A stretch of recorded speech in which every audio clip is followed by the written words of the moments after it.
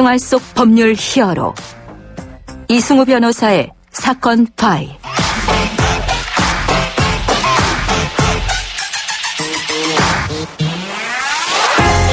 안녕하세요.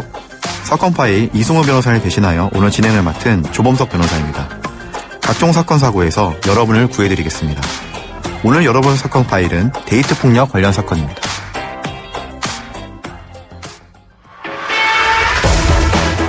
동거하던 여성을 지하 주차장에서 살해한 뒤 시신을 차에 싣고 도주한 30대 남성이 경찰에 긴급 체포됐습니다. 사회 일각에서는 데이트 폭력이라는 표현 대신에 친밀관계 범죄, 연인관계 폭력이라는 새로운 표현을 사용해야 한다는 의견도 많이 있습니다.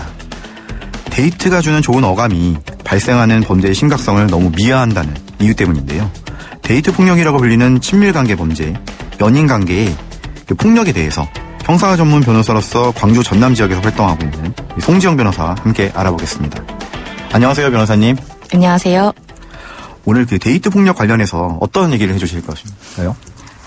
과거에는 연인 간의 다툼은 개인의 문제, 그리고 밝히기 어려운 부끄러운 일로 여기고, 그리고 사소한 다툼으로 좀 치부하는 경향이 있었는데, 이제 데이트 폭력이 스토킹, 상해, 더 나아가 살인까지도 발생할 수 있는 중대 범죄로 이어지고 있는 상황입니다. 실제로 데이트 폭력 피해자들은 상담을 해보면은 평소에 폭력, 협박 등을 당해온 적도 많았고, 가스라이팅, 이른바 심리지배라고 하죠. 이런 가스라이팅에 의해서 그루밍 성범죄까지도 빈번히 발생하고 있는 것을 많이 볼 수 있었습니다. 예. 그 행동 패턴을 보면은 스토킹은 물론 강력 범죄인 강요, 강간에 가까운 사건들도 정말 많았고, 그렇죠. 심지어 가해자 일방의 급작스러운 그런 예측하기 어려운 그 기분 변화에 맞춰서 폭력적으로 변하는 이런 조울증 증상 등을 보이는 경우도 정말 많고, 자해, 흉기를 이용한 난동, 공격행위까지 발생해서 가족들에 의한 강제 입원 조치까지도 요청이 되는 경우가 있었습니다. 그래서 오늘 데이트 폭력에서 발생할 수 있는 다양한 범죄, 문제점, 발전될 수 있는 중대 범죄들, 대처 방안, 강제 입원 절차까지 좀 이야기를 나눠보고 싶습니다. 예. 오늘 주제 관련해서 우선 데이트 폭력으로 발생하는 대표적인 범죄가 어떤 것들이 있는지 좀 말씀해 주실 수 있을까요? 쉽게 말씀드려보자면은 폭행, 그리고 예. 강간, 모욕, 그렇죠. 명예훼손, 그리고 유사강간, 상해 이런 것들도 굉장히 많고, 이런 관련 데이트 폭력으로 인해서 발생하는 범죄는 정말 많습니다. 데이트 폭력을 시작으로 강력 범죄로 발전하는 경우도 많다 보니까 최근 언론 보도 등을 통해서 데이트 폭력의 중대성을 많이 강조하고 있는 상황이고요. 예. 그럼에도 제 생각에는 가장 암수 범죄가 많은 범죄이지 않을까라는 생각을 합니다. 아직도 많이 숨겨져 있다. 네, 맞습니다. 사실 숨겨지게 된 이유가 다수의 상담을 좀 진행을 하다 보면은 예. 대부분의 피해자분들이 내가 범죄 피해자라는 사실도 좀 인지를 못 하시는 경우가 좀 많습니다. 그렇습니까? 네, 정말 대부분 주변 지인들의 손에 이끌려서 억지로 상담을 받는 경우도 정말 많고, 예. 그럴 때 시작 자체가 제가 잘못해서 제가 이런 잘못을 했는데 그거를 용서를 해주는 과정에서 발생했다, 이런 식으로 시작을 하는 경우가 정말 많고. 본인이 잘못했다, 이제 그런 뜻이. 네, 맞습니다. 이렇게 말씀하신 대로 피해자들이 본인을 범죄 피해자라고 인식을 하지 못한다면 상황이 더 심각해질 수도 있다, 이런 생각이 들거든요. 네, 정말 그 말이 맞는 게, 제가 어떤 상담에 아직도 기억이 남는 게, 피해자가 감금 당하고 삭발까지 돼서 이렇게 모자를 푹 눌러쓰고 친구 손에 이렇게 이끌려서 강제로 이제 저희한테 오셨어요. 상담을 받겠다고. 누가 봐도 엄청 큰 피해자인데. 네, 그래서 친구가 오히려 막 격분을 해가지고 얘 봐라 이러면서 막 모자도 막 벗겨주면서.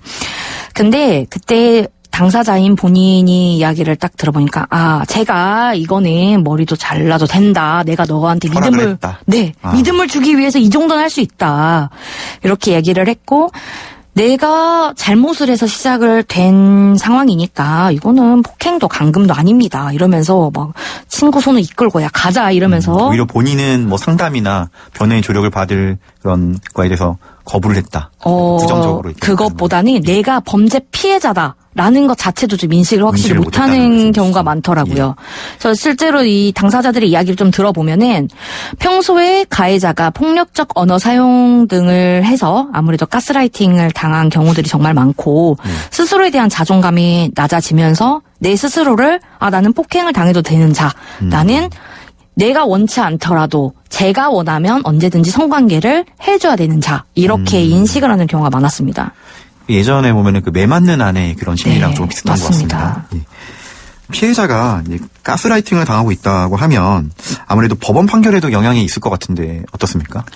네, 문제는 이 가스라이팅이라는 개념이 심리학, 사회학적 개념이다 보니까 아직 법적으로는 충분한 정의가 내려져 있지 않는 그렇죠. 상황입니다. 그래서 법원에서는 이 가스라이팅을 범죄 행위 또는 이제 가중처벌 요소로 쉽게 반영을 못하고 있고, 이 미성년자에 대한 그루밍 범죄도 가스라이팅과 같이 심리 지배에 의해서 이루어지는 경우가 좀 많은데, 이에 대해서 쉽게 인정하기가 좀 어려운 부분들도 다소 있다 보니 판단이 사실 간단치는 않습니다. 제가 판례를 좀 찾아보니까 2018년도 경부터는 판결문에 그루밍 이런 표현이 조금 표현이 되기는 하던데, 대부분의 피해자가 아동 청소년에 국한이 되어 있는 경우가 많았습니다. 그리고 이후에 그루밍 성범죄에 대해서 언론 보도 등을 통해 국민들 인식이 좀 강화가 되었고, 조금씩 그 범주가 확장이 되어 가서 현재는 이제 성년 간에 또 그루밍 성범죄에 대한 표현들이 조금씩 나오기는 하는데, 그것도 사실 종교적인 관계같이 어떻게 보면 인적 관계를 조금 축소해서 인정을 하려는 좀 그런 연인 간의 관계에서는 잘 인정을 많이 안 한다는 네, 그런 맞습니다. 뜻인 거죠? 예. 그래서 이게 사실 연인 간에서 그리고 친밀한 관계에서 일어나는 일이다 보니까 의심하고 저항하는 일이 사실 피해자 입장에서 정말 쉬운 일이 아닌데, 그럼에도 아직 검찰이나 법원에서는 이런 가스라이팅 그리고 그루밍 범죄에 대해서 폭행이나 이런 성범죄에 거절을 하지 못했다는 거, 그리고 이에 대해서 동의했다라는 이유로 쉽게 범죄로 인정하거나 처벌을 하지 않고 있다는 게 현 실정입니다. 예.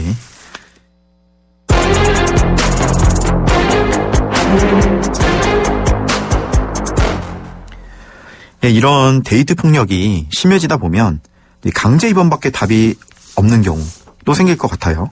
실제로 변호사님께 질문을 또 많이 하기도 한다면서요. 이 두 사람과의 관계가 아무래도 연인 관계다 보니까 다수의 사람들과 연결이 되는 경우도 많고, 뭐 둘이 다퉜다 이런 소문이 나면은 그렇게 주변인들이 나서서 화해를 유도한다는 명목하에 자꾸 대화도 시키고 하면서 데이트 폭력을 근절을 하지 못하는 경우가 좀 많습니다. 이에 대해서 정말 단호하게 대처하는 게 필요한데, 폭력적인 문제가 발생을 했고 이 문제가 고민이스럽다라고 한다면 사건 초기에 전문가인 변호사, 정신과 전문의 등과 상황에 대한 좀 진지한 상담을 하고 향후 나의 행보를 어떻게 할 것인지에 대한 조언을 구하는 게 필요하다고 저는 생각이 됩니다. 정말 상담해보면 심각한 문제가 발생하는 경우들도 정말 많거든요. 그렇죠. 그리고 이렇다 보니 보통 저희한테까지 오려면은 굉장히 큰 사건들을 많이 경험을 하고 오시는 경우가 많아요. 그래서 이런 경우에 강제 입원도 가능한지 묻는 경우도 종종 있었습니다. 언론 보도 등을 통해 흉기 난동을 부린 경우 경찰에서 강제 입원 조치를 했다라는 취지의 이야기를 들어보셨을 거예요. 종종 등장하죠. 네. 아마 이를 듣고 물어보신 것 같은데, 정신병원 입원의 경우 환자가 입원을 원하는 경우와 원치 않는 경우 이렇게 두 가지로 나뉘게 됩니다. 아무래도 이 사건이나 이렇게 문제가 되는 경우는 후자인 경우가 많겠지요. 오늘 데이트 폭력에 대해서 법적으로 얘기를 나눠봤는데요.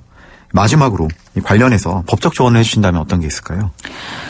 모든 데이트 폭력이 극단적인 상황으로 치닫지는 않을 것 같습니다.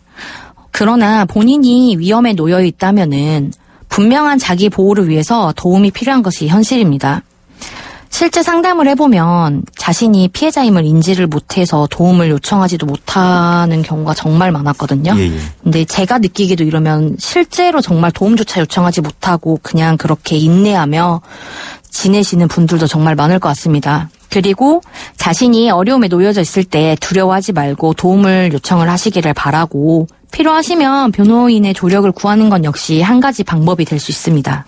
오늘 말씀 고맙습니다. 지금까지 송지영 변호사와 함께했습니다. 감사합니다. 생활 속 법률 히어로 조범석 변호사였습니다. 내일도 사건에서 여러분들을 구해줄 사건 파일 함께 열겠습니다.